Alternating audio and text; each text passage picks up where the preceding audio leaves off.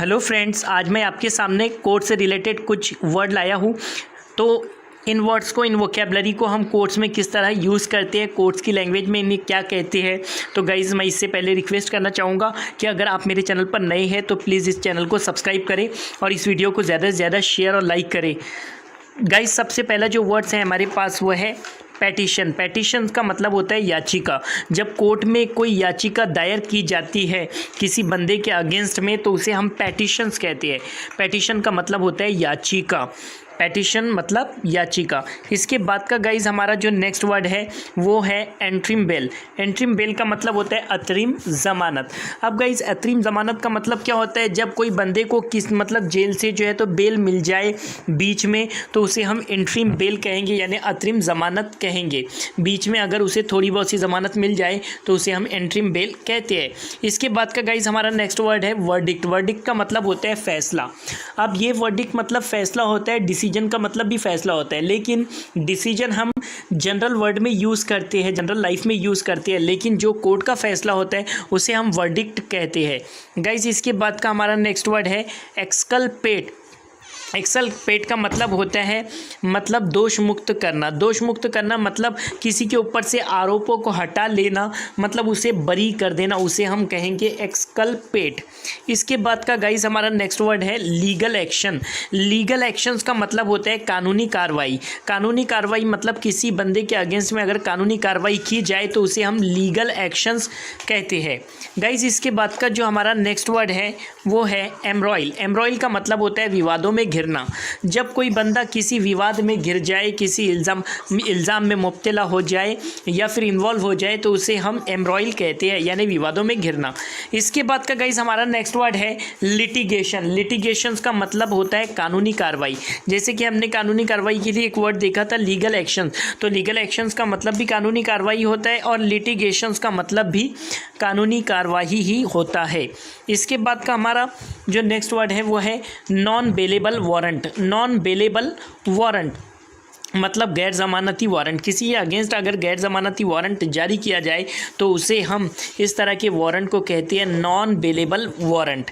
Non bailable warrant मतलब होगा गैर ज़मानती वारंट। इसके बाद का गाइस हमारा जो नेक्स्ट वर्ड है वह है बेलेबल। बेलेबल का मतलब होता है ज़मानती। बेलेबल यानी ज़मानती, यानी जब ज़मानती मतलब उसे ज़मानत दे दी जाए और वो ज़मानत के लायक हो तो उस टाइम पे हम ये वर्ड यूज़ करेंगे बेलेबल। इसके बाद का गाइस जो हमारा नेक्स्ट वर्ड है वो है सबमिशन। सबमिशन का मतलब होता है पेशी। अगर किसी मुजरिम की पेशी की जाए कोर्ट के अंदर तो उसे हम सबमिशन कहेंगे। सबमिशन यानी पेशी। इसके बाद का हमारा नेक्स्ट वर्ड है एग्जेम्प्ट। एग्जेम्प्ट का मतलब होता है छूट देना। जब किसी बंदे को मतलब छूट दी जाए, किसी काम के लिए मोहलत दी जाए तो उसे हम एग्जेम्प्ट कहते हैं और इसका नाउन बन जाता है एग्जेम्पशन। अगर इसके अंदर हम ION लगा दें तो ये एग्जेम्पशन बन जाएगा और एग्जेम्पशन का मतलब हो जाएगा छूट। इसके बाद का हमारा नेक्स्ट वर्ड है डिपोज। डिपोज का मतलब होता है गवाही देना। गवाही देना मतलब जब कोई बंदा किसी मुजरिम के ख़िलाफ़ गवाही दे तो उसे हम डिपोज बोलेंगे, कोर्ट की लैंग्वेज में गवाही देना। इसके बाद का गाइस नेक्स्ट वर्ड है पब्लिक प्रोसिक्यूटर। पब्लिक प्रोसिक्यूटर का मतलब होता है सरकारी वकील। कोई सरकारी वकील है जो सरकार की तरफ से मतलब मुकदमा लड़ता है तो उसे हम पब्लिक प्रोसिक्यूटर कहते हैं, यानी सरकारी वकील कहते हैं। इसके बाद का गाइस हमारा जो नेक्स्ट वर्ड है वह है मॉर्गेज। मॉर्गेज का मतलब होता है गिरवी रखना। कोई चीज़ को गिरवी रखना या फिर उसे मतलब बंधक बनाए रखना तो उसे हम कहेंगे मॉर्गेज। यहाँ पर जो है तो मॉर्गेज मतलब T साइलेंट है। इसके बाद का गाइस नेक्स्ट वर्ड है हमारा लाइफ टर्म। लाइफ टर्म का मतलब होता है आजीवन। मतलब किसी को अगर लाइफ की मतलब जिसको बोलेंगे हम ज़िंदगी भर के लिए सज़ा दे दी जाए तो उसे हम लाइफ टर्म कहते हैं।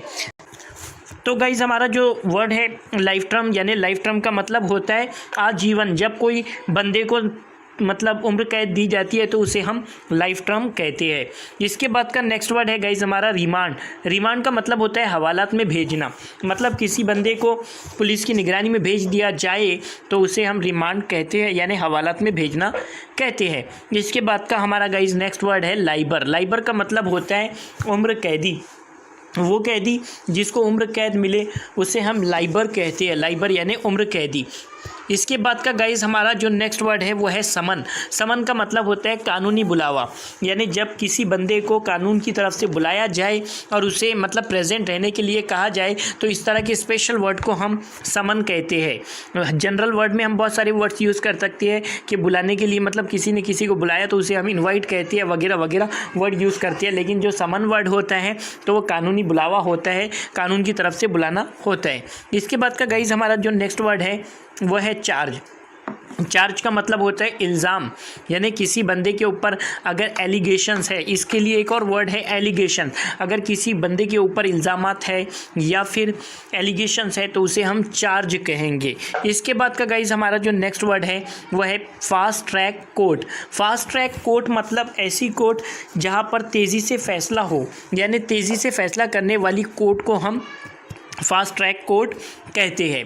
इसके बाद का जो नेक्स्ट वर्ड है हमारा वो है जूरी। जूरी का मतलब होता है न्यायपीठ। न्यायपीठ या पंचायत, मतलब जब बहुत सारे जज मिलकर बैठते हैं और सारी जजों की एक मतलब जूरी होती है तो उसे हम जूरी कहते हैं, यानी न्यायपीठ कहते हैं। इसके बाद का गाइज हमारा जो नेक्स्ट वर्ड है वो है सिविलियन। सिविलियन का मतलब होता है आम नागरिक, यानी कोई बंदा जो आम हो, मतलब शहरी हो, तो उसे हम सिविलियन कहते हैं। इसके बाद का गाइस हमारा जो नेक्स्ट वर्ड है वो है विक्टिम। विक्टिम मतलब शिकार, जिसको मतलब जो कोई किसी मतलब जुर्म का शिकार हुआ हो तो उस बंदे को हम शिकार कहेंगे और उसको इंग्लिश में विक्टिम कहा जाता है। इसके बाद का जो नेक्स्ट वर्ड है हमारा वो है हियरिंग। हियरिंग का मतलब होता है केस की सुनवाई। जो केस की सुनवाई रहती है उसे हम हियरिंग कहते हैं, और जो केस की सुनवाई की डेट रहती है उसे हम हियरिंग डेट कहते हैं। इसके बाद का गाइस जो हमारा नेक्स्ट वर्ड है वो है प्रिजन। प्रिजन का मतलब होता है जेल। जेल मतलब प्रिजन, आमतौर से हम जेल को जेल ही कहते हैं, लेकिन इसके लिए एक स्पेशल वर्ड प्रिजन है। प्रिजन मतलब जेल होता है। इसके बाद का गाइस जो हमारा नेक्स्ट वर्ड है वो है प्रिजनर। प्रिजनर का मतलब होता है कैदी। प्रिजन से बना प्रिजनर, अगर हम इसमें ER लगा दिए तो ये एक एडजेक्टिव बन जाएगा और प्रिजनर मतलब हो जाएगा कैदी। इसके बाद का गाइज हमारा नेक्स्ट वर्ड है डॉकेट। डॉकेट का मतलब होता है नाम की सूची, यानी जिसमें बताया जाए कि किसकी डेट हियरिंग की कौन सी है और किस बंदे का नाम इस लिस्ट में शामिल है। तो एक तरह की ये लिस्ट होती है जो कानून की होती है, तो इसे हम डॉकेट कहते हैं।